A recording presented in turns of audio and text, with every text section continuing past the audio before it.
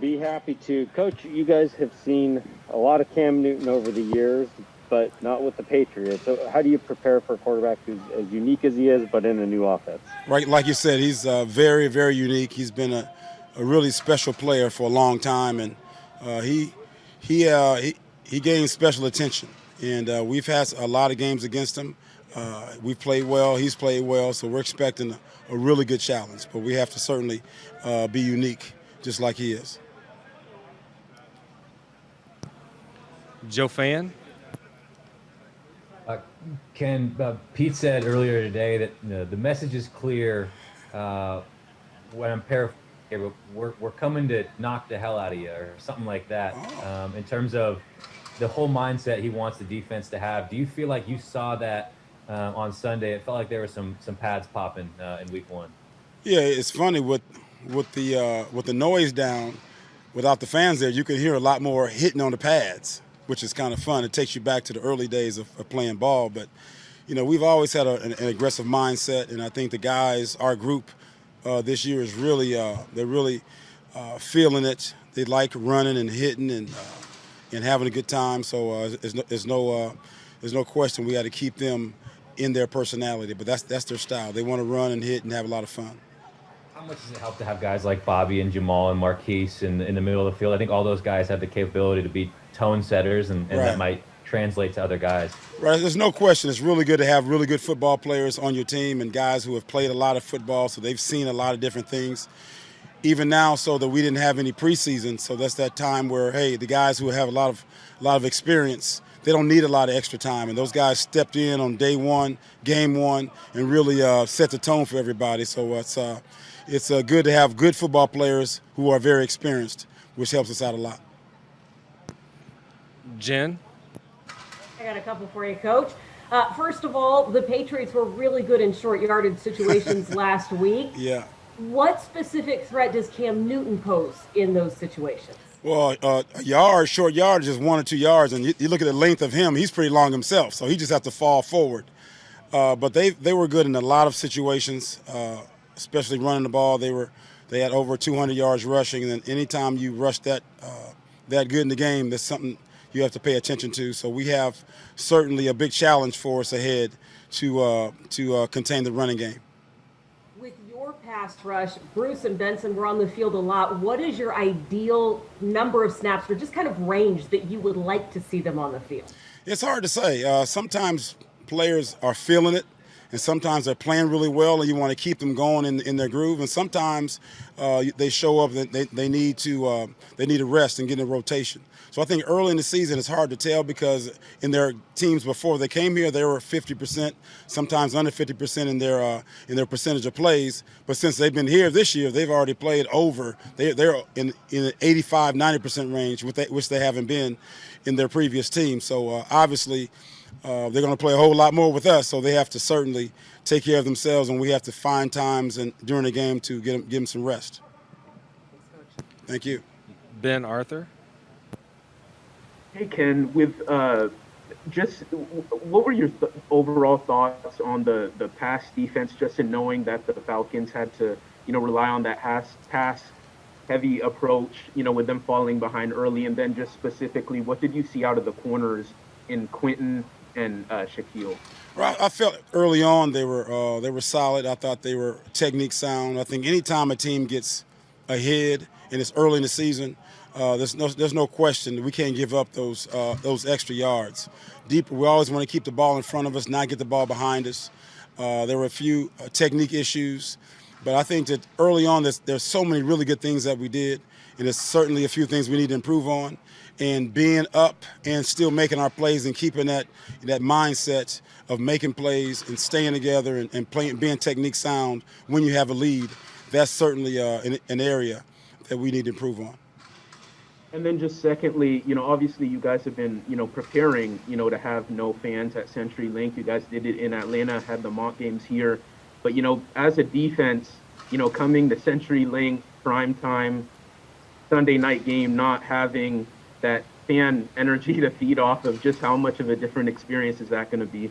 Well, fortunately enough, we bring a lot of enthusiasm ourselves. We pride ourselves of loving the game, bring enthusiasm, bring a lot of energy. We talk about it in practice. We do it in practice, and it's part of our way and our style.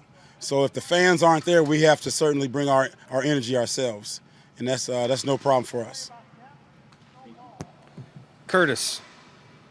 Hey, Ken, I was curious your thoughts on how it appeared like defensively the game was relatively clean for you guys this last week, given the lack of lead-up, no preseason games. Are you surprised at how crisp it kind of looked for you guys the first week out? Well, we felt all the way back, in the Zoom, in the offseason, in the spring, we felt this group was a little different. They were paying attention, having great meetings, asking a lot of really good questions. We were able to go through a lot of detail, which we were not able to do usually because we had practice and things like that. Now we didn't have practice, so we spent so much extra time. And now our players, again, are veterans. They've been here for a while, so they really know exactly what we expect of them. So missing the preseason games but having a veteran team really helped us a lot. So they started fast, and obviously they have some things they need to improve on. But initially, just being in command of the game the way they did, and we had some they popped a run on us. We talked about on the sideline and went through our adjustments. So they were very aware and coachable on the sideline. So all the things you look for as a coach in preseason, they were ready to go on game one. So that's something that we were happy about. And you mentioned the vets there. How key is it knowing you have Bobby and KJ and Bruce who have played Cam so many times and kind of know what he brings to the table? Right. All those three, and Bruce played with him last year, and Olsen on our team, he's played with him. So we've had some experience, and we've played him every year for the last few years. So we have a lot of experience with him, so we have some familiarity. Jackie. Hey, Coach, I have a couple questions for you. Coach Carroll said that in terms of pass defense, he thought that this was possibly one of Bobby's best games against Atlanta. What did you see from Bobby in terms of pass defense? Yeah, we had that conversation going into it, our different coverages. We've been very flexible with our coverages, and Bobby that's an area he wanted to improve on. He's been very good at everything as well as pass coverage, but he always is, trying to push the envelope and getting really good and high bar on every facet of his game. And that pass coverage is something he wanted to be dominant in the middle. He wanted to be a really force in the middle starting out game one. And I think he made his presence known about guys catching over the ball. They better look over their shoulder because he's bringing it. And then obviously with no preseason games to look at, it's probably hard to kind of determine what New England's going to do with just the one game film. But how different does this offense look with Cam Newton now?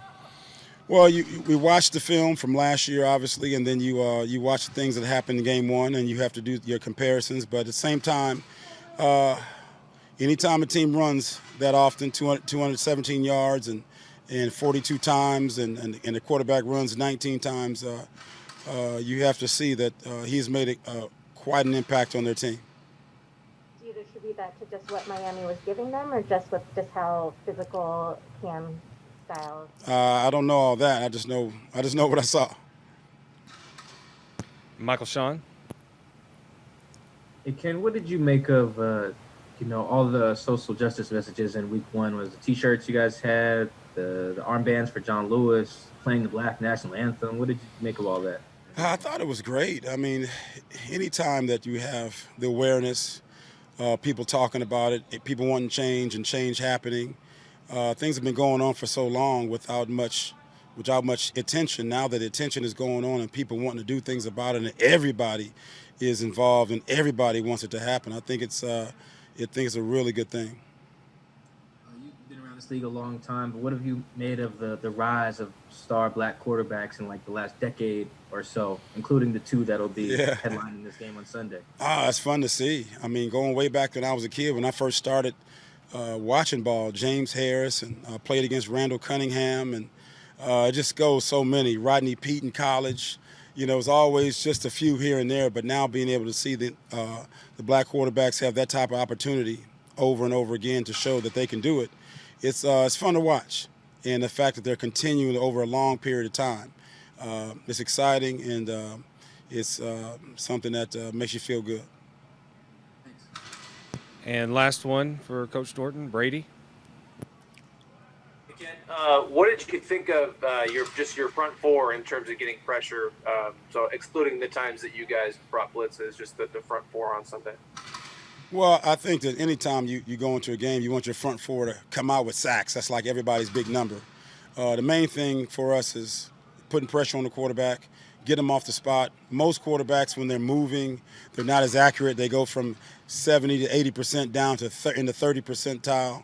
It's great to get those numbers, and it's good for everybody to see. And you guys are excited, and you won't ask about it. But as long as they're moving, as long as they're not accurate, as long as our guys are working to get better, that's just game one.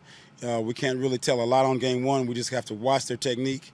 But we have a lot of confidence in the guys that we have. And then they have help as well. Our coverage as well. We have the ability to pressure. There's lots of different ways to get to the quarterback. Has Bruce reminded you at all of how much individual success he's had against Cam Newton over his career? He doesn't have to remind me. I've been there most of the time, so he doesn't have to remind me. I can see it, and I know what he's capable of doing. And just now, forget what you did before. What have you done lately, Bruce, is my message to him. Thanks, Coach. Thanks, everyone. Thank you.